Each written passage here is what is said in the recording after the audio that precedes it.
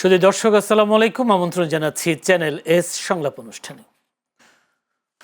Police সদর দপ্তরের সর্বশেষ পরিসংখ্যান অনুযায়ী দেশে ৬ মাসে অর্থাৎ ফেব্রুয়ারি থেকে জুলাই সারা দেশে ১,৮০৫টি হত্যাকাণ্ডের ঘটনা ঘটেছে এবং এইসব ঘটনায় মোট ১,৭৮৯টি হত্যা মামলা নথিভুক্ত হয়েছে। সেই হিসেবে গড়ে প্রতিদিন প্রায় 10টি খুন হয়েছে এবং মাসে ৩০০ খুনের ঘটনা ঘটেছে, যা বিগত সময়ের একই পরিমাণের তুলনায় অনেকটা ঊর্ধ্বমুখী। রোববার একদিনেই বাগেরহাট, ফরিদপুর, পাবনা, ঈশ্বরদী, জামালপুর ও ঝিনাইদহে ৫ জনকে হত্যার খবর গণমাধ্যমে এসেছে। এছাড়া শনিবারে রংপুরে একই পরিবারের 4 জনের মরদেহ উদ্ধার এবং নৃশংস হত্যাকাণ্ড নিয়ে পুলিশ কর্মকর্তার বক্তব্য জনগণের বিবেককে নাড়া দিয়েছে। এসব হত্যাকাণ্ডের ঘটনায় দেশ জুড়ে বেড়েছে উদ্বেগ। জনমনে প্রশ্ন তৈরি হয়েছে, কেন প্রতিনিয়ত বাড়ছে খুনের ঘটনা? যদিও ১৭ আগস্ট সচিবালয়ে এক সভা শেষে সাংবাদিকদের ব্রিফিংয়ে স্বরাষ্ট্রমন্ত্রী সালাউদ্দিন আহমদ বলেছেন, বিগত ৬ মাস বা ১৮০ দিনে আইনশৃঙ্খলা পরিস্থিতির দৃশ্যমান উন্নতি হয়েছে। দর্শক, আমরা এই সব বিষয়গুলোকে বিশ্লেষণ করবার চেষ্টা করব আজকে। তাই আমরা আজকে আলোচনার বিষয় নির্ধারণ করেছি, কেন বাড়ছে খুনের ঘটনা। আলোচনা হবে সমসাময়িক বিষয় নিয়েও। আলোচনা করবার জন্য স্টুডিওতে আজকে উপস্থিত আছেন আমার ডানে আছেন রেজাউল করিম সোহাগ, চেয়ারম্যান অপরাধ বিজ্ঞান বিভাগ, ঢাকা বিশ্ববিদ্যালয়। রেজাউল করিম সোহাগ, আপনাকে অসংখ্য ধন্যবাদ সময় দেওয়ার জন্য। আমার সাথে আরও আছেন রেজাউল করিম রনি, সম্পাদক জবান। রেজাউল করিম রনি, আপনাকেও অসংখ্য ধন্যবাদ সময় দেওয়ার জন্য। দর্শক, পুরো অনুষ্ঠান জুড়ে আপনাদের সাথে আছি আমি জয়নুল আবেদিন। বলছিলাম কেন বাড়ছে খুনের ঘটনা, এবং এই খুনের ঘটনা বাড়ার সাথে সাথে বাড়ছে উদ্বেগও। অনেক মানুষ চিন্তা করছে ঘরের ভেতর থেকেও কেন খুনের ঘটনা ঘটছে বিষয়গুলো, এবং আইনশৃঙ্খলা পরিস্থিতির কী অবস্থা, আইনশৃঙ্খলা বাহিনী বা তাদের কি করছেন সেই বিষয়গুলো বারবার প্রশ্ন উঠছে। দর্শক, আমরা একটু প্রথমেই যেতে চাই, যেহেতু আমাদের সাথে একজন অপরাধ বিজ্ঞান বিভাগ ঢাকা বিশ্ববিদ্যালয়ের একজন চেয়ারম্যান আছেন, রেজাউল করিম সোহাগ স্যার। রেজাউল করিম সোহাগ, আপনার কাছে জানতে চাই, যদি এইভাবে অপরাধ কেন বাড়ছে, বিশেষ করে যদি এইভাবে বলি, আমরা একটা ফেব্রুয়ারিতে একটি নির্বাচিত সরকার পেয়েছি। নির্বাচিত সরকারের পরে বিগত 6 মাসে যে হারে খুনের ঘটনা বাড়ছে, পুলিশ সদর দপ্তর হিসেবে মাসে ৩০০ খুনের ঘটনা ঘটছে। অন্যান্য অপরাধ তো আছেই, এই খুনের ঘটনার পাশাপাশি অন্যান্য অপরাধ কেন বাড়ছে বাংলাদেশে? ওকে, ধন্যবাদ আপনাকে। বর্তমান সময়ে একদম আলোচিত একটা বিষয় সামনে রেখে একটা প্রোগ্রাম আয়োজন করার জন্য। আপনি আসলে দেখবেন যে এই অপরাধ বাড়া বা কমা এটা যে শুধুমাত্র আজকের বিষয় এমন কিন্তু না। আপনি দেখবেন যে সৃষ্টির শুরু থেকে এই পর্যন্ত প্রত্যেকটা সময় অপরাধ ছিল এবং অপরাধ অনেক সময় সামনে সংঘটিত হবে। কিন্তু কথা হচ্ছে, সে অপরাধের বিপরীতে গিয়ে আমরা কিভাবে সেই অপরাধটাকে নিয়ন্ত্রণ করতে পারি, সেটা কীভাবে আমরা দমাতে পারি, সেটা কিভাবে আমরা ডিটারেন্স করতে পারি, সেটা হচ্ছে আমাদের মুখ্য বিষয়। আপনি দেখবেন যে একটা গণতান্ত্রিক সরকারের জন্য অনেক দিন ধরে মানুষের একটা উইশ ছিল, কিন্তু এই সরকার আসার পর থেকে মানুষের অনেক বেশি এক্সপেকটেশন ছিল যে অনেকখানি নিয়ন্ত্রণে আসবে। বাট আমরা দেখলাম যে আমাদের যে রেশিও আমরা দেখতে পাচ্ছি, ঠিক সেইমভাবে আমরা দেখতে পাচ্ছি যে অনেকগুলো ক্রাইম আসলে এখানে বাড়তেছে। তো এই বাড়ার পিছনে কিন্তু অনেকগুলো কারণ আছে এখানে। যে আমরা অনেক সময় বলে থাকি যে আমরা ক্রাইম একদম শূন্য পর্যায়ে নিয়ে আসবো, এটা একটা সম্পূর্ণ একটা ভুল ধারণা, যেটা আমরা সবসময় বলার ক্ষেত্রে ট্রাই করি। কিন্তু আপনাকে দেখতে হবে যে ক্রাইম কখনো আপনি শূন্য পর্যায়ে আনতে পারবেন না, বাট ক্রাইম যখন এখানে কমিট হয় সেই ক্ষেত্রে অবশ্যই সেই ক্রাইমটা কীভাবে কন্ট্রোল করতে হয় সেটা আমাদেরকে কাজ করতে হবে। এবং এই যে আপনি দেখবেন যে কেন আসলে অপরাধগুলো বাড়তেছে, তার পিছনে আমরা অনেকগুলো কারণ দেখাতে পারি। প্রথমত যে কারণটা যদি আমরা হিসাব করি, দেখবেন যে এই যেটা আমাদের একটা ডিনায়াল রেসপন্সিবিলিটি, আমাদের একটা দেখবেন যে প্রত্যেকটা মানুষের যে কাজ, সেটা ল এনফোর্সমেন্ট এজেন্সি হোক, সে different types of stakeholders হোক, যাদের যে কাজটা সেই কাজটা কিন্তু আমরা করি না, আমরা ডিনাই করে থাকি। যে প্রথমেই যখন একটা দায় চলে আসে সেই দায়টা আমরা কেউ নিতে চাই না, এটা একটা প্রথম কারণ। সেকেন্ড, দেখবেন যে অনেক সময় যারা ওফেন্ডার থাকে বা যারা ভিকটিম থাকে তাদেরকে আমরা ডিনাই করি।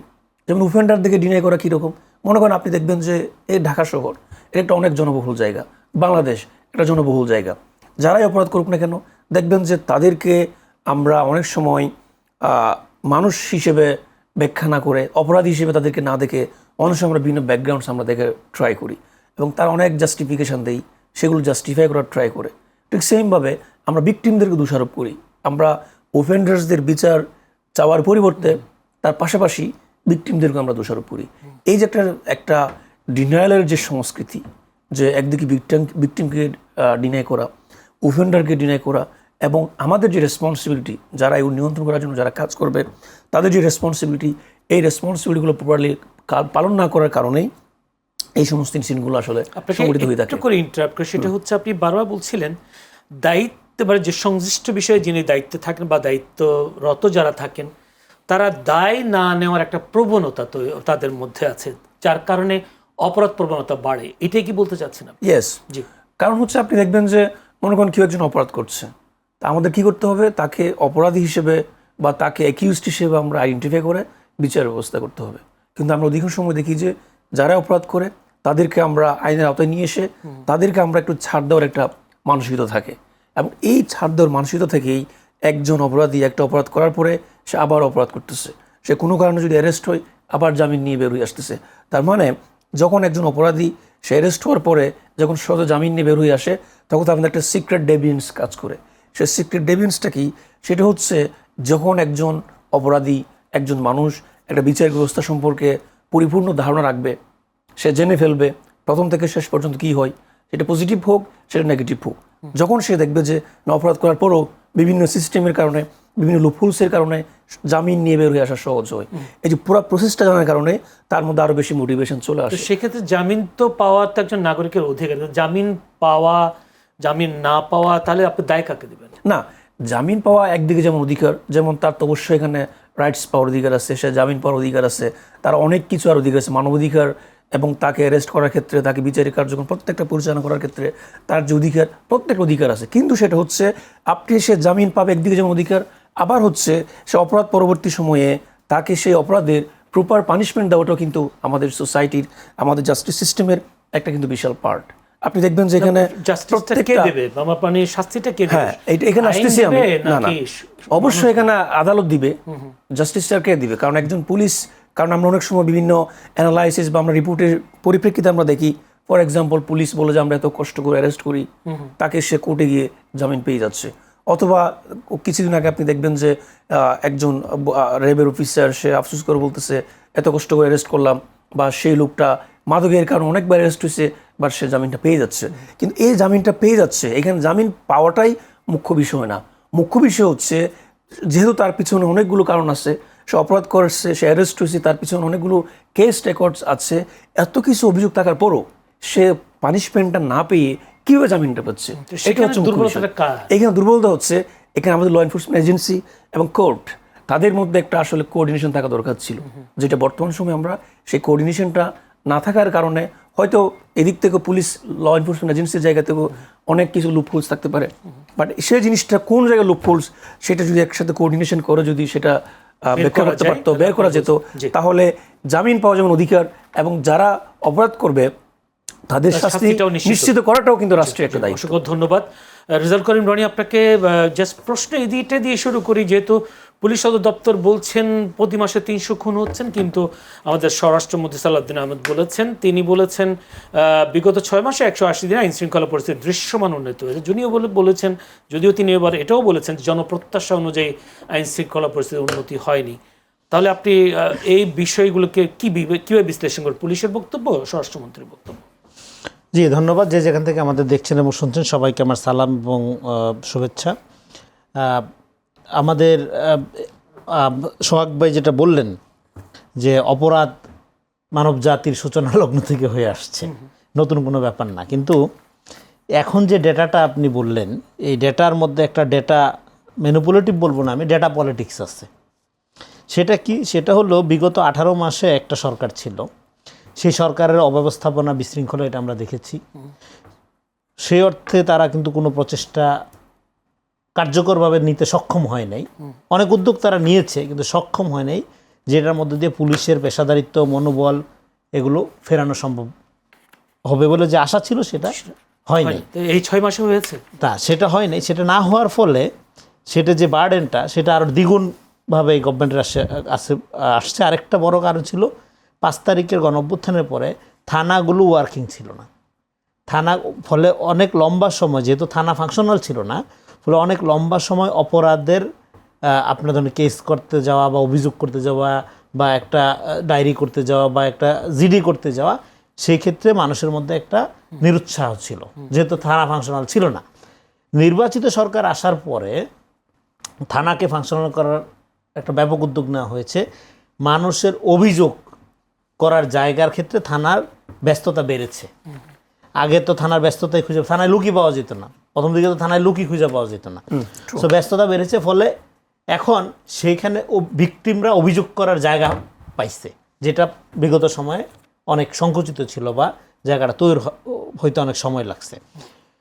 সো এখন এই কারণে আপনি এখন যদি রেকর্ড দেখেন, এই থানায় অভিযোগ বা মামলার রেকর্ড অনুযায়ী আপনি তো অবশ্যই অনেক বেশি ক্রাইম রেট আপনি দেখাইতে পারবেন। কিন্তু আগে যে অনেক কম ক্রাইম হয়েছে ব্যাপারটা তা না, আগে রিপোর্ট হয়েছে মানে ইন্টারিম সরকারের সময়, কারণ পুরা ব্যবস্থাপনাটাই তো তখন একটা অস্বাভাবিক অবস্থার মধ্যে ছিল। ফলে এখন এই নথি ধরে যদি আপনি দেখান যে গড়ে তো এখন ডেইলি 10টা খুন হচ্ছে, হ্যাঁ, গড়ে তো এতগুলো অপরাধ হচ্ছে, এই জায়গায় অবনতি হয়েছে, বিগত আমলের চেয়ে এই জায়গায় ডিগ্রেশন হয়েছে, এটার মধ্যে ডেটা পলিটিক্স আছে। কারণ আগে তো রিপোর্টেড হইতো না, থানায় তো মামলা হইতো না, জিডি হইতো না, এইভাবে এখন তো ব্যাপকভাবে হচ্ছে। এইবার প্রশ্ন হলো, আইন শৃঙ্খলা রক্ষাকারী বাহিনী অ্যারেস্ট করার ক্ষেত্রে কি দলীয় পরিচয় দেখছে, লোকাল মাফিয়াদের সাথে আতাত করছে, পলিটিক্যাল সিন্ডিকেশনের মধ্যে দিয়ে ফাংশন করছে, নাকি আইনের শাসন প্রয়োগ করার একটা উদ্যোগের মধ্যে তারা প্রবেশ করতে পারছে, সেটা হলো প্রশ্ন। সেক্ষেত্রে আমি যেটা দেখলাম, অনেক সরকার দলীয়, ছাত্র দলের, যুব দলের বা বিএনপির রাজনীতি সংশ্লিষ্ট অনেককে অ্যারেস্ট করা হয়েছে। ফলে এইটা একটা ভালো লক্ষণ। এটা করতে থাকতে হবে এবং এটা আরও বেশি করে প্রচার করতে হবে। কারণ যে দল সরকারি দল এবং তার দলের অপরাধীকে অ্যারেস্ট করলে যদি আপনার টাইমলি অ্যারেস্ট করা যায় এবং বিচারের মুখোমুখি করা যায়, তাহলে সাধারণ যারা ক্রিমিনাল, হ্যাঁ, তাদের মধ্যে আপনার একটা বার্তা পৌঁছানো সম্ভব হয়। যেমন বলছিলেন পুলিশ কাউকে ছাড় দেয়নি, কিন্তু পুলিশ এই ফেব্রুয়ারি থেকে জুলাই মাসে, এটা আমি বলি না ছাড় দেয়নি, এটা আমি বলি না, বলছি যে কাউকে ছাড় দিচ্ছে না, এটা তো ছাড় দেওয়া ঠিক হবে না। পুলিশ যদি কাউকে ছাড় না দেয়, তাহলে তো আইন শৃঙ্খলার অবস্থা আরো উন্নতি থাকতো। স্বরাষ্ট্রমন্ত্রী নিজেই বলেছেন যে আশানুরূপ অগ্রগতি হয়নি। ডেফিনেটলি বিগত আমলগুলোর চেয়ে অনেক বেশি স্টেবল, অনেক, এটা সাধারণ মানুষই বলবে। কিন্তু পাড়ায় আবার মহল্লার মাস্তানগুলো আবার সক্রিয় হওয়ার চেষ্টা করছে, আবার আন্ডারওয়ার্ল্ড অ্যাক্টিভেট হওয়ার চেষ্টা করছে, আবার অ্যারেস্টও তো হচ্ছে। আপনার চট্টগ্রামের শীর্ষ সন্ত্রাসী পালাইতে যাওয়ার আগ মুহূর্তে তো আপনার অ্যারেস্টও হয়েছে। তো আপনি জঙ্গল সলিমপুরে পুলিশে বিষ খাওয়ায় মাইরা ফেলার উদ্যোগ নিছিল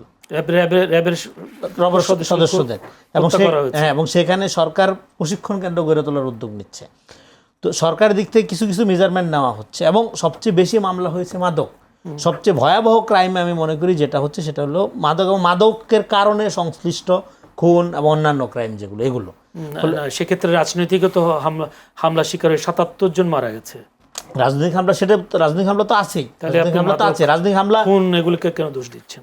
দোষ দিচ্ছে না, রাজনৈতিক হামলা চেয়ে অনেক বেশি মাদক খুন হয়েছে, রাজনৈতিক অন্তত 50 গুণ বেশি মাদক এবং এই জন্যই তো হয়েছে। রাজনৈতিক হামলা বিগত আমলে হয়নি, ইন্টারিমের আমলে হয়, ইন্টারিমের আমলে এর চেয়ে অনেক বেশি হয়েছে। আপনি ডেটা নেন, ইন্টারিম আমলে 3 মাসের ডেটা, এর চেয়ে অনেক বেশি হয়েছে। তো এখন তো বরং কমে আসছে। এখন তো নির্বাচিত সরকার তো এটা রাতারাতি, এটা তো অপরাধের একটা সোশিওলজিক্যাল, একটা ইকোনমিক্যাল, একটা কালচারাল পার্সপেক্টিভ থাকে। এটা শুধুমাত্র ল এনফোর্সমেন্ট এজেন্সি, পুলিশ, এগুলো দিয়ে নিয়ন্ত্রণ করা যায় না। তাহলে আপনার বেটার ডেমোক্রেসি বা আপনার সে যেটাকে আমরা বলি যে স্ক্যান্ডিনেভিয়ান কান্ট্রি, সেগুলো তো পুলিশ মুক্ত হয়ে যাওয়ার কথা ছিল এতদিনে, পুলিশ মুক্ত তো হয়নি। ফলে পুলিশের এখানে ডিউটি আছে, পুলিশের ফেইলিওর আছে। পুলিশকে অ্যাক্টিভেট করা, পুলিশকে পেশাদারিত্বের মধ্যে ফেরানো, এটা একটা বড় চ্যালেঞ্জ হয়ে দাঁড়াইছে 5 তারিখের পরে। এই প্রেক্ষাপটটা দেখতে হবে এখন। সেক্ষেত্রে আপনার এই জন্য আমাদের যেটা দরকার, সেটা হলো একটা পেশাদারিত্ব বাড়ানো এবং সমন্বিত অ্যাক্টিভিটি। এটা যেটা বললেন, দেখেন পুলিশ হয়তো ধরেন ঠিক আছে, আমরা অনেক কথা বললাম, তারপরে পুলিশ হয়তো একটা অপরাধীকে গ্রেফতার করলো, কিন্তু সেই অপরাধী যদি একটা আপনার প্রক্রিয়ার মধ্য দিয়ে দ্রুত জামিন নিয়ে চলে আসে, তাহলে পুলিশের আপনার এই সফলতা বা ব্যর্থতা কিছু আসে যায় না, অবস্থা তো উন্নতি হবে না। তার মানে এটা শুধুমাত্র পুলিশ সফল হইলেই সব ঠিক হয়ে যাবে তা না, এর সাথে আরও অন্যান্য ইস্যুগুলো, সামাজিক, সাংস্কৃতিক, অর্থনৈতিক কাঠামো, এইটাও অপরাধ সংগঠনের ক্ষেত্রে এটা নিশ্চয়ই স্যার আলোচনা করবেন, এটা গুরুত্বপূর্ণ ভূমিকা পালন করে। ফলে এগুলো ঠিক করা একটা জরুরি দিক। আরেকটা হলো যে আইনের শাসন যদি বলি, সেটা মাত্র পুলিশের শাসন না। আইনের শাসন মানে হলো যে জাস্টিস, ন্যায় বিচার নিশ্চিত করা। আমরা এখানে অনেক সময় এমনভাবে কথা বলি যে আইনের শাসন মানে পুলিশের শাসন, যে পুলিশ অপরাধীকে ধরবে, অপরাধীরা মানবাধিকার রক্ষা করতে হবে, না হলে আবার আপনি মানবাধিকার আপনার কমিশন বা মানবাধিকার রক্ষার যে ইন্ডেক্স সূচক, সেখানে গ্লোবালি পিছিয়ে যাবেন। বা আপনার প্রশ্ন উঠবে, হ্যাঁ, সরকারের অ্যাকাউন্টেবিলিটি নিয়ে, মানবাধিকারের আপনার যে জাতিসংঘের যে ইয়াতে আপনি চার্টার্ডে আপনি স্বাক্ষর করেছেন, সেটার অঙ্গীকার আপনি লঙ্ঘন করছেন কিনা সেই প্রশ্ন উঠবে। ফলে এইটা একটা কম্বাইন্ড ইফেক্ট। এটা ফলে আপনি যদি এককভাবে স্বরাষ্ট্রমন্ত্রী, এককভাবে আইনমন্ত্রী বা এককভাবে আপনার ধরেন যে এই অর্থনীতির অবস্থাকে বলেন, তার সমন্বিতভাবে ইফেক্ট করতে। এবং সবচেয়ে বড় কথা হলো একটা কি দেখছেন কালচারাইজেশন, আইনের শাসনের দিকে যাচ্ছে। আইনের শাসনের দিকে যাওয়ার ক্ষেত্রে প্রথম দিকটা কালচারাইজেশন লাগবে আপনার। হ্যাঁ, আমাদের এখানে আমরা যেটা বলি, আমি একটা তথ্য আছে যে নাটোরে যেটা শুমারির জন্য, ফ্যামিলি কার্ড শুমারির জন্য যে নিয়োগ, সেখানে নিয়োগের ওলট পালট হওয়ার জন্য ইউনো অফিসে হামলা হয়েছে, পরে মামলা দিয়েছেন। মামলা দেওয়ার পর ইউনো, ডিসি, বিভাগীয় কমিশনার সবগুলোকে বদলি করে দেওয়া হয়েছে। যে হামলাটা তো অন্যায় করা হয়েছে। আপনি তো ইউনো পরে অভিযোগ করা হয়েছে, আপনি ইউনো কেন পিটাবে একজন মানুষকে? ইউনোকে তো মারার অধিকার কেউ দেওয়া হয় না। ইউনো তো সন্ত্রাসবাদী কার্যক্রম, তাকে তো দ্রুত অ্যারেস্ট করে আইনের আওতায় নেওয়া। নাটোরের ঘটনা হচ্ছে। হ্যাঁ, বদলি কেন করা হয়েছে? আপনি ইউনো হন, ডিসি হন, যত বড় সরকারি অফিসারই হন না কেন, আপনি কেন পিটাবেন? ব্রুটালি পিটানো হয়েছে, তাকে নির্মমভাবে পিটানো হয়েছে, কেন আপনি আঘাত করবেন? আবার এট দ্য সেম টাইম আপনি পলিটিক্যাল পার্টির যত বড় নেতাই হন, আপনি কেন ইনফ্লুয়েন্স খাটানোর চেষ্টা করবেন? এটা প্রথমত যিনি গিয়েছিল, তিনি তো রাজনৈতিক কোনো পরিচয়ে যায়নি। তিনি তো এই, এবং ইস্যুটা শুধু ফ্যামিলি কার্ডের ছিল না,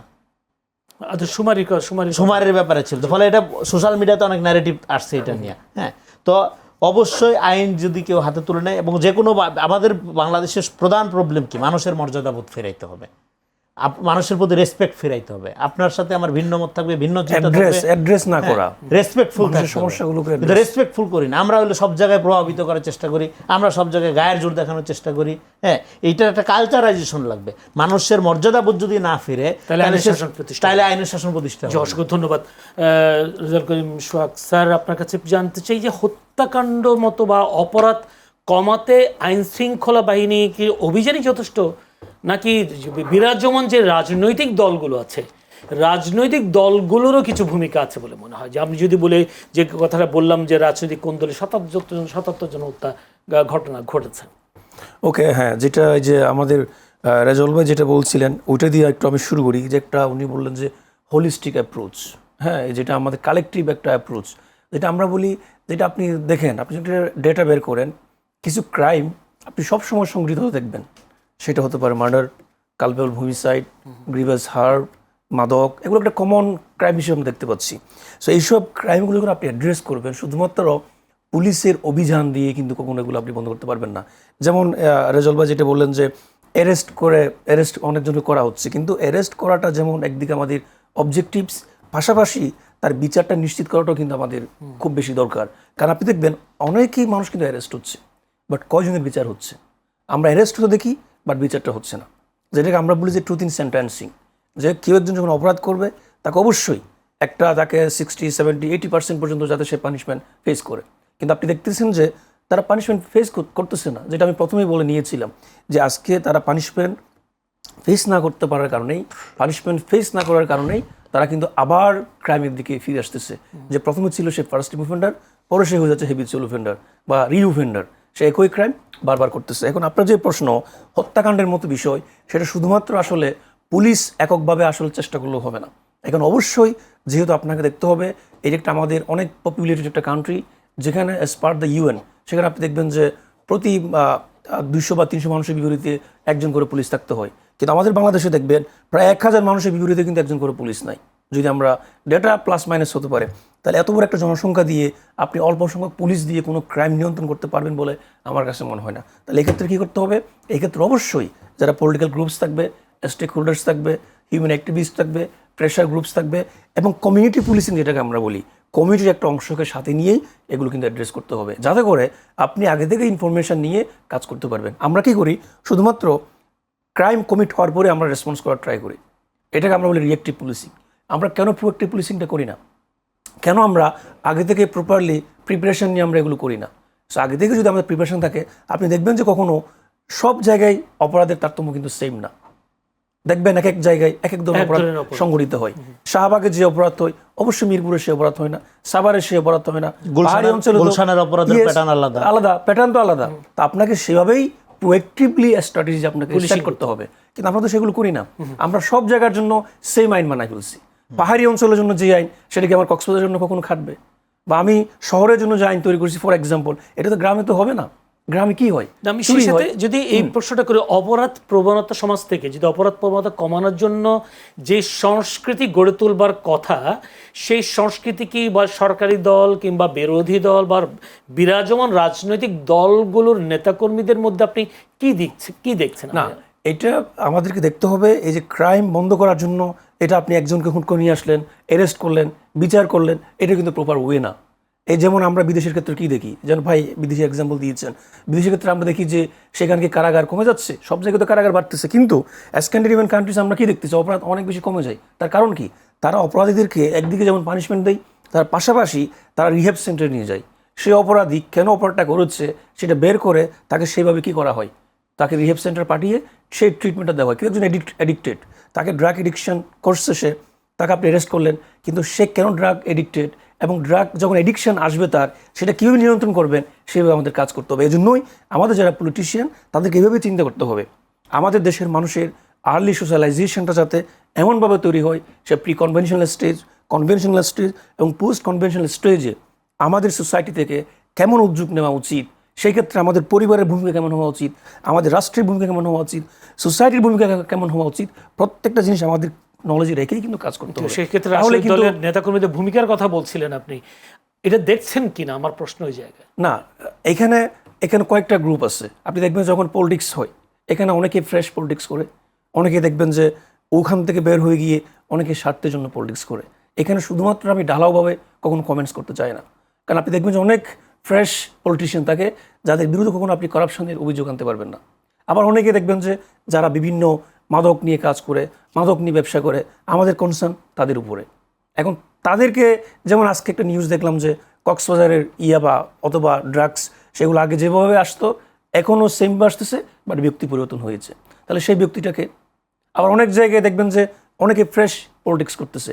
তাহলে যে ফ্রেশ পলিটিক্স করবে তার চিন্তা থাকবে একরকম, যে করাপ্টেড পলিটিক্স করবে তার চিন্তা থাকবে একরকম।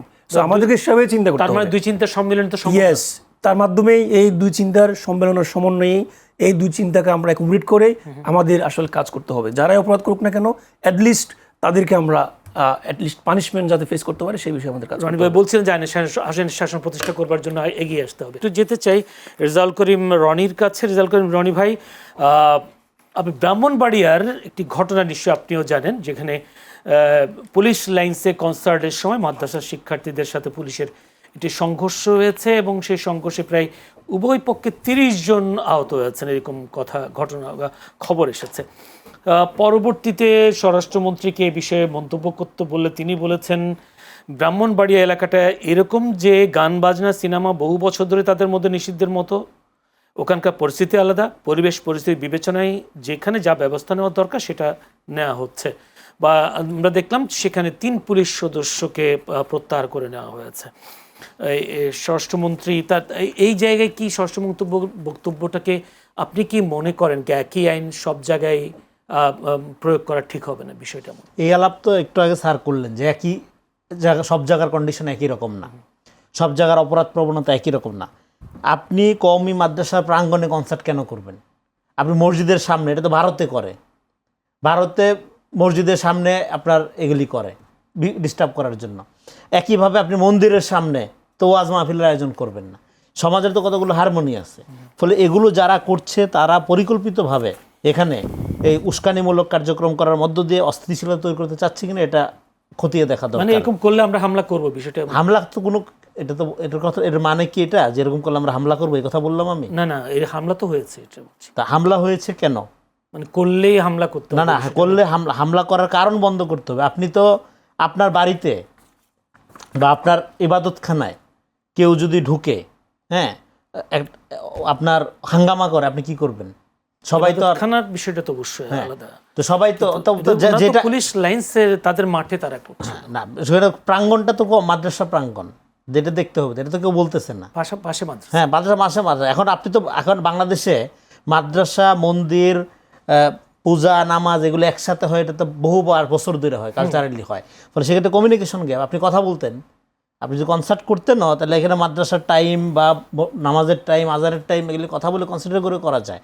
কিন্তু এটা না করে এখানে একটা উগ্রপন্থা দেখানো, করা এবং একটা প্যানিক তৈরি করা, হ্যাঁ, যেটাকে আপনি বলতে পারেন যে এক ধরনের সেকুলার প্যানিক তৈরি করা, এটার প্রচেষ্টাও আছে কিনা এটা আমার দেখতে হবে। এটা ডেফিনেটলি, এবং স্বরাষ্ট্রমন্ত্রীর বক্তব্য এখানে মিসকোট করা হয়েছে। উনি যেটা বলেছেন সেটা হলো যে ওইখানকার পরিস্থিতি বিবেচনায় ব্যবস্থা নেওয়া, এবং পরিস্থিতিটা আসলে আলাদা, এবং সেটা এখানেও আলোচনায় আসলো। আমি একটা অন্য জায়গায় আলোচনা করতে চাই। এখানে যে অপরাধ প্রবণতা নিয়ে আমরা আলাপ করছি, এখানে 3টা জায়গায় যদি আমরা বৈষম্য দূর করতে না পারি, তাহলে সমাজে অপরাধ প্রবণতা কমানো ডিফিকাল্ট। সেটা হলো যে ধরেন একটা প্রথম হলো যে যেটা বলে যে মানে বেসিক গুডস ফর এভরিওয়ান, ওই যে অন্ন, বস্ত্র, খাদ্য, যে বেসিক গুডস যেগুলো, এগুলোর নিশ্চয়তা, মৌলিক চাহিদা যেটা, এটা নিশ্চয়তা বিধান করা একটা। আর সেকেন্ড, পলিটিক্যাল ইকুয়ালিটি। আপনার ভিন্ন মত, বিরোধী দল, ভিন্ন পন্থা, এগুলোর মধ্যে একটা পলিটিক্যাল ইকুয়ালিটি থাকতে হবে। পলিটিক্যাল ইকুয়ালিটি না থাকলে, এবং সেটা কি ভয়েস, পাওয়ার, পার্টিসিপেশন, হ্যাঁ, এগুলো আপনার এনশিওর করতে হবে পলিটিক্যাল পার্টিজ এবং পলিটিক্যাল ইয়ের জন্য। আমার থার্ডলি, ভেরি ইম্পর্ট্যান্ট, ডিগনিটি। ডিগনিটিও যদি না থাকে একটা সমাজে, একটা গ্রুপের মানুষের, এই যে যেমন ব্রাহ্মণবাড়িয়ার ঘটনা, সেখানে আপনি যখন তার পবিত্র প্রাঙ্গণে, তার মসজিদ মাদ্রাসার প্রাঙ্গণে আপনি সেটার সাথে সাংঘর্ষিক কোনো কিছু চাপায় দিবেন, তখন তো আপনি তার ডিগনিটিকে অপমান করছেন, আপনি তো ভায়োলেন্স উস্কায় দিচ্ছেন। এই যে আপনি বললেন না যে তাহলে হামলা করা যাবে কি না, হ্যাঁ হামলা করা যাবে আমি যদি বলি, কেন? কারণ আপনি আমার ভায়োলেন্স, আপনি আমার ডিগনিটিকে অপমান করছেন। এবং হামলা করলে প্রশাসন কেন? রাইট। এখন তখন এই যে ভায়োলেন্স কীভাবে শুরু হয়, এই জন্য আমি তেরা করে উত্তরটা দিলাম। ভায়োলেন্স কীভাবে শুরু হয়? যেহেতু আমার ডিগনিটি রক্ষার রাইট আমার আছে, আমার ডিগনিটি, আমার মর্যাদা, আমার বিশ্বাস, এটা রক্ষার রাইট আমার নাই? অবশ্যই আছে। তো সেইটা রক্ষার জন্য আমি যদি প্রতিরোধ করি, প্রতিবাদ করি, আপনি কেন বলছেন যে আমি হামলা করছি? আবার অনেকে আমরা বলতে শুনি যে আইন নিজের হাতে তুলে নেবে। হ্যাঁ, তাহলে আর এই যে প্রবলেমটা হলো এই জায়গায়, আপনি একদিকে বলছেন, তাহলে আইন এবং সন্ত্রাসের মধ্যে পার্থক্যটা আমাদের বুঝতে হবে। আপনি একদিকে বলছেন আমার নিজেকে সংরক্ষিত করার, সংরক্ষণ করার রাইট আছে, আমার নিজের ডিগনিটি, নিজের আত্মমর্যাদা, নিজের সেলফ প্রোটেকশনের রাইট, অধিকার আমার আছে। আবার আপনি যখন এটাকে লঙ্ঘন করছেন, আমি যখন আমার এই সেলফ প্রোটেকশন অধিকার প্রয়োগ করতে যাচ্ছি, আপনাকে প্রতিহত করতে যাচ্ছি, আপনি আবার আমাকে বলছেন আমি হামলাকারী। তাহলে এখানে একটা কালচারাইজেশনের ব্যাপার আছে, যে টলারেন্সিটা আমরা কোন লেভেলে চর্চা করব। আপনি এটা অপছন্দ করেন, আপনি এটা করা আমার অন্যায় হবে, হ্যাঁ, কিন্তু আমি আপনার এই জিনিসটা অপছন্দ করি, এটা কীভাবে বলবো, মানে আমি ডিফার করি আপনার সাথে, কিন্তু এটা কীভাবে করবো, আর্ট অফ আর্গুমেন্টটা কী হবে, আর্ট অফ এঙ্গেজমেন্টটা কী হবে। হ্যাঁ, আমি কারো কনসার্ট ভালো লাগে সে কনসার্ট করবে, কারো ওয়াজ ভালো লাগে সে ওয়াজ করবে, কিন্তু এটার মধ্যে একটা সোশ্যাল কন্ট্যাক্ট তো থাকতে হবে। আপনি আমার অধিকার তো কেড়ে নিতে পারেন না, হ্যাঁ, বা আমি কনসার্ট করছি দেখে আপনি আমার কনসার্টে বাধা দিবেন, হ্যাঁ, আমার খেলা বন্ধ করে দিবেন, হ্যাঁ, আপনি আপনার বিশ্বাস অনুযায়ী চাপাই দেবেন। আবার আমি নামাজ কালাম পছন্দ করি, আমার ওয়াজ মাহফিল পছন্দ, আমার মাদ্রাসার প্রাঙ্গণ আমি পবিত্র রাখতে চাই, সেখানে আপনি কনসার্ট নিয়ে এসে হাঙ্গামা করবেন, আমি প্রতিরোধ করলে আবার আপনি বলবেন হামলাকারী বলবেন। এই ক্ষেত্রে প্রশ্নটা আসে, এই কালচারাইজেশনের প্রশ্নটা আসে, যে আমরা তাহলে টলারেন্সি, এই যে সহমর্মিতা, সহিষ্ণুতা এবং ভিন্ন মত, ভিন্ন চিন্তা, এগুলোকে অ্যাকোমোডেট করার যে ভিন্নতার মধ্যে ঐক্য, এইটার একটা, এই যে মানুষের মর্যাদাবোধ, ডিগনিটিকে সম্মান করার যে সংস্কৃতি, এইটা যতক্ষণ পর্যন্ত আপনি গড়ে তুলতে না পারবেন, এই ধরনের হাঙ্গামা বন্ধ করা যাবে। আপনাকে একটা প্রশ্ন করি, সেই হিসেবে অনেকে মাজারে হামলা করতে দেখেছে, ইন্টারিমের সময় হয়েছে, বিএনপি সরকারের নির্বাচনের পরেও হামলা হয়েছে। তো তাদের যারা হামলা করেছে তারা বলেছেন এই মাজারের কিছু জায়গায় মাদক খায়, গাঁজা খায়, সেই কারণে তারা তাদের আশেপাশে যারা আছে তাদের ডিগনিটি নষ্ট করেছে, সেই জন্য তারা হামলা করেছে। এটা আপনি বৈধ বলবেন কি? না, বৈধ তো বলার সুযোগ নেই, কারণ আপনি যে লোক মাদক খায় আপনি বলছেন, হ্যাঁ, সেটা প্রতিরোধ করার দায়িত্ব তো আপনার। You are not authority. এখানে অথরিটির এবং লেজিটিমেসির প্রশ্নটা আসে। একটা আমরা এর আগে আলোচনা করলাম সোসাইটির প্রশ্ন, আবার আপনি নিজেকে যখন অথরিটি দাবি করবেন, এটা অন্যায়। ধরেন এখানে যদি একজন পুলিশ অস্ত্র নিয়ে ঢুকে, আমরা মাইনে নিব, তো কিন্তু আমি যদি এখানে অস্ত্র নিয়ে ঢুকি আপনি মেনে নেবেন না তো। লাইসেন্স করা থাকলে? হ্যাঁ, লাইসেন্স করা থাকলে সেটা অন্য কথা, সেটা লাইসেন্স তো পার্ট লিগ্যালিটির অংশ সহকারে। হ্যাঁ, তার মানে আমি এই আলোচনাটি করছিলাম, তার মানে একটা হলো লেজিট লিগ্যাল, হ্যাঁ, অথরিটি। আমি যদি লেজিট লিগ্যাল অথরিটি ছাড়া আমার পাওয়ারটা এক্সারসাইজ করি, আমার মতটা চাপাইয়ে দেই, সেটা অন্যায়, সেটা জুলুম। ফলে মাজারের সংস্কৃতি আপনার অপছন্দ হইতেই পারে, সেইটা প্রতিহত করার জায়গা আছে।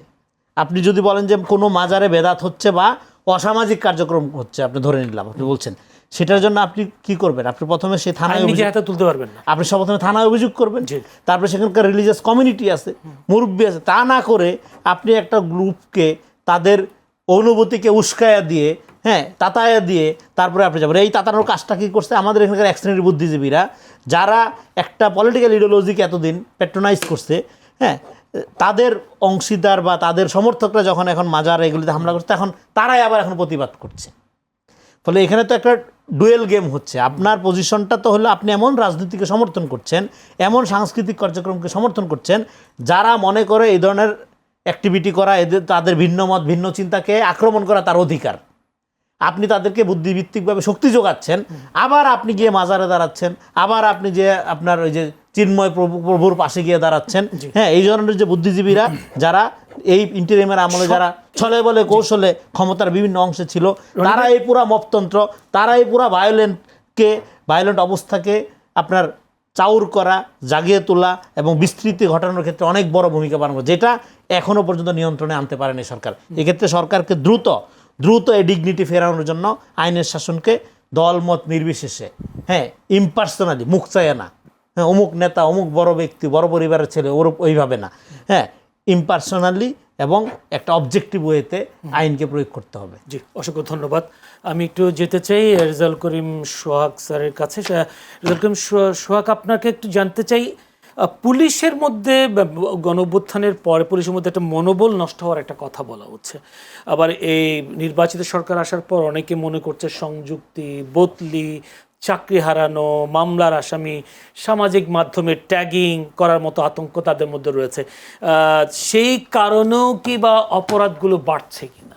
ওকে, হ্যাঁ, এটা একটা বিশাল কোয়েশ্চেন, যে আপনি কখনো আপনাকে দেখতে হবে কোনো একটা ল এনফোর্সমেন্ট এজেন্সি বা যারা রাষ্ট্রের অপরাধ নিয়ন্ত্রণের জন্য যারা কাজ করে, তাদেরকে আপনি কখনো ডিসএম্পাওয়ার করে কখনো সেই রাষ্ট্রের ক্রাইম কখনো আপনি নিয়ন্ত্রণ করতে পারবেন না। তাদেরকে, আমার কথা হচ্ছে, যারা অপরাধ করবে তাদেরকে আপনি বিচার করবেন, কিন্তু ঢালাওভাবে সবাইকে একটা ডিসএম্পাওয়ার করার প্রবণতা, পুলিশকে এটা দেওয়া যাবে না, পুলিশকে ওটা দেওয়া যাবে না। হ্যাঁ, এটা ট্রু যে 5 আগস্ট পরবর্তী সময়ে পুলিশের মোরালিটি একটু ব্যাকওয়ার্ডে চলে গেছে এবং পুলিশ যেভাবে একটা মনোবলের সাথে কাজ করতে পারার কথা, তারা সেটা করতেছে না। আবার অনেকেই পালাই গেছে, অনেকেই তাদের নিজস্ব কর্মস্থলে আসতেছে না, আবার এখানে ট্রান্সফার হচ্ছে, আবার দেখবেন যে এক একজনকে নতুন জায়গায় পদায়ন করে দেওয়া হচ্ছে। এগুলো প্রত্যেকটা আসলে ক্রাইম কন্ট্রোল করা বা যেটা আর্লি রেসপন্স করতে পারার কথা, সেগুলো কিন্তু এখানে ব্যত্যয় করতেছে। পাশাপাশি আপনি দেখবেন যে এখানে অনেক অফিসার আছেন যারা কখনো অপারেশনাল লেভেলে কাজ করা নাই। এখন হঠাৎ করে যদি আপনি তাকে অপারেশন লেভেলে এসে বসাই দেন, তার পরিস্থিতি বুঝতে একটু সময় লাগবে। আবার দেখবেন যে আমরা এমন অফিসারকে এমন জায়গায় দিয়েছি যে কোনো স্থান বা ওই স্পেসটা তাকে চিনতে অনেক সময় লেগে যাচ্ছে। তো যার ফলশ্রুতিতে আফটার কমিটিং দ্য ক্রাইম, সে এটা রেসপন্স করার ক্ষেত্রে সে টাইম নিচ্ছে, যার ফলশ্রুতিতে একটা ক্রাইম একটা পর একটা সংগঠিত হয়ে যাচ্ছে। সো এটা একটা যেমন কারণ।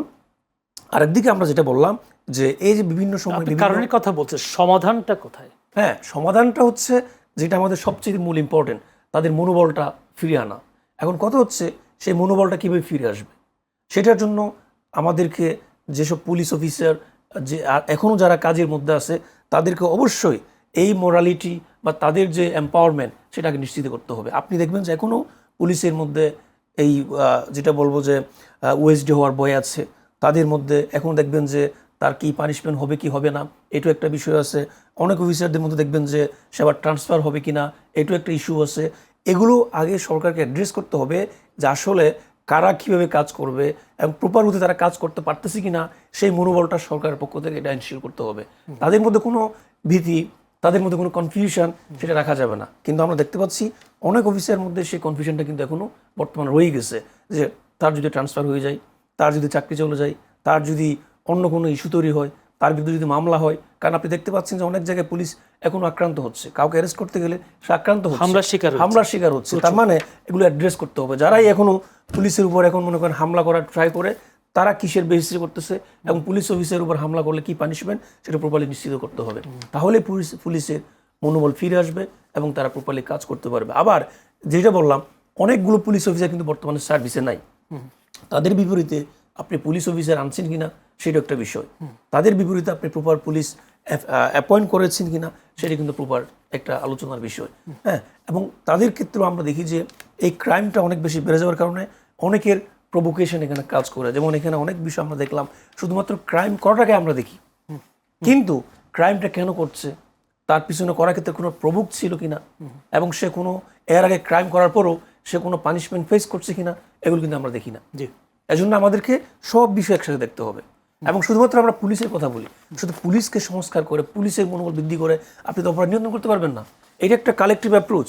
এখানে পুলিশ থাকবে, এখানে জুডিশিয়ারি থাকবে, এখানে ইমপ্রিজনমেন্ট থাকবে, অ্যাডমিনিস্ট্রেশন থাকবে। এই সবার সমন্বয়েই আপনাকে কাজ করতে হবে। ইটসেলফ শুধু পুলিশকে দিয়েই পুলিশের মনোবল বৃদ্ধি করবেন, পুলিশকে আপনি ডিসএম্পাওয়ার করবেন বা এম্পাওয়ার করবেন বা পুলিশকে সংস্কার করবেন, এটা তো হবে না। আপনাকে সবাইকে এখানে একসাথে লাগবে। পুলিশ যেমন আপনি সংস্কার করবেন, পাশাপাশি ক্রিমিনাল জাস্টিস সিস্টেমটা আপনাকে সংস্কার করতে হবে, জুডিশিয়ারি সংস্কার করতে হবে। আজকে প্রায় 48 লক্ষ থেকে 50 লক্ষ case under trial. What are the reasons? কেন এগুলো আমরা সলভ করতে পারতেছি না? এই জিনিস কি পুলিশ সলভ করবে? তাহলে কেন বিচারিক ব্যবস্থা আমরা সলভ করতে পারতেছি না, সেটা আমরা কারণ বের করি। যে কারণটা আছে সেটা আপনার কাছে জানতে চাই। আরেকটি প্রশ্ন আসছে সামনে, সেটা হচ্ছে বিএনপি মিডিয়া সেলের ডিজিটাল টিমের গ্রাফিক্স ডিজাইনার তানিম সুফিয়ানিকে তার পদ ও সব দায়িত্ব থেকে অব্যাহতি দেওয়া হয়েছে এবং একটি খবর আসে সামাজিক যোগাযোগ মাধ্যমে। তার পূর্ববর্তী রাজনৈতিক কর্মকাণ্ড বিতর্কিত পোস্ট নিয়ে সমালোচনা ওঠার পর বিএনপি মিডিয়া সেলের আহ্বায়ক মওদুদ হোসেন আলমগীর পাবেল স্বাক্ষরিত এক বিজ্ঞপ্তিতে এই সিদ্ধান্ত জানানো হয়। আমার প্রশ্ন হলো, বিএনপির ভিতরে এরকম আরও গুপ্ত কি পরিমাণ আছে বলে মনে হয়, এবং গুপ্ত যদি বিএনপির ভিতরে ঢুকে থাকে তাহলে সরকারের পক্ষে সুন্দরভাবে দেশ পরিচালনা করা কতটা সহজ হবে একটু জানতে চাই। এবং এই গুপ্ত বাছাই করার ক্ষেত্রে বিএনপি আসলে কতটা আগ্রহী বা কাজ করছে বলে মনে হয়? দেখেন, গণঅভ্যুত্থানের পরে এখানে গণঅভ্যুত্থানের সময় যে মেজাজে আমরা ছিলাম, পরে সেই মেজাজে থাকলে হবে না। এখানে আসলেই পুরা দেশে আওয়ামী লীগের আমলে তো আমরা দেখেছি, আমরা গুটি কয়েক ব্যক্তি ছাড়া বেশিরভাগ ব্যক্তি তো আওয়ামী লীগ ছিল। কারণ আওয়ামী লীগ বাঁচতে গেলে তো এটা লোক খুঁজে পাওয়া যাবে না কোনো না কোনো ফর্মে। কারণ ফ্যাসিবাদ তো এইভাবেই ফাংশন করে যে আপনি ইচ্ছায় হোক অনিচ্ছায় হোক তার সাথে থাকতে বাধ্য হন। তার সাথে থাকতে বাধ্য হওয়া আরেকটা হলো যে তার ভিতরে থেকে তাকে শক্তিশালী করা, হ্যাঁ, তার ভিতরে থেকে তার এজেন্ডা বাস্তবায়ন করা, তার ভিতরে থেকে ফৌজদারি অপরাধ করা, সেটা একটা ব্যাপার। গুপ্তচর, ছাত্রলীগ করা। এখন আপনি চাকরির ক্ষেত্রে গুপ্ত কি খালি আওয়ামী লীগের আছে নাকি জামাতেরও আছে? না, আমি সেটা বলতেছি। বিএনপির মধ্যে তো আওয়ামী লীগ কম, হ্যাঁ, জামাতই বেশি। আর জামাতের তো এটা তার ক্যাডার ভিত্তিক সংগঠন হওয়ার কারণে এটা সব আমলেই ছিল। ইভেন জামাতের আমির সাহেব, উনিও তো সবচেয়ে বড় গুপ্ত। উনি ছিল এর আগে জাসদ ছাত্রলীগের। জাসদ ছাত্রলীগ করার লোককে জামাত করে নাকি কোনো সময়? জাসদ ছাত্রলীগ গিয়ে ওই সময়ও জামাতের উপরে এই ধরনের নিষেধাজ্ঞা বা এই ধরনের সোসাইটিতে ডিসকমফোর্টেবল ফোর্স তো ৭১-এর পরের থেকেই জামাত। সেই কারণে তারা কৌশল আকারে ছিল। তো ফলে আমির সাহেব যেহেতু একটা বড় ঐতিহ্য ধারণ করে গুপ্ত রাজনীতির, ফলে এটা সংগঠনের অন্যান্যদের মধ্যে এটা প্র্যাকটিস আকারে, কৌশল আকারে তারা এটা করে থাকে।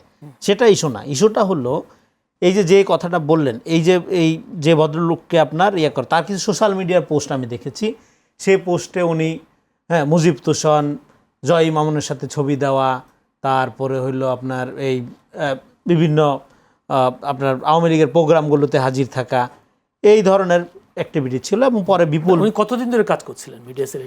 মিডিয়া সেলে ওইরকম কাজ করেন না উনি, কিন্তু মিডিয়া সেলের স্টাফ না, সদস্য না। উনি প্রফেশনাল একজন গ্রাফিক্স ডিজাইনার, গ্রাফিক্সের কাজ করেন একজন গ্রাফিক্সের কাজ করে। এবং বিএনপির যে জায়গাটা বলতেছিলাম, বিএনপি দেশ চালাইতে হইলে একটা গণতন্ত্রপন্থী এবং উদারনীতিক দল হিসাবে, লিবারাল ডেমোক্রেটিক পার্টি হিসাবে, তাকে তো আপনি আওয়ামী লীগ, অমুক জামাত, তমুক দোসর, এইভাবে আওয়ামী লীগের স্টাইলে তো ট্যাগিং করে দেশ চালাতে পারবে না। তাকে একটা স্ট্যান্ডার্ডের মধ্যে আসতে হবে যে ফৌজদারি অপরাধের বাইরে যারা আপনার, যেমন এই যে ধরেন পুলিশ বা প্রশাসন এবং মন্ত্রণালয়গুলোতে এত কিছুর পরও বিএনপি আস্থা ফিরাইতে খবর হয়ে যাচ্ছে।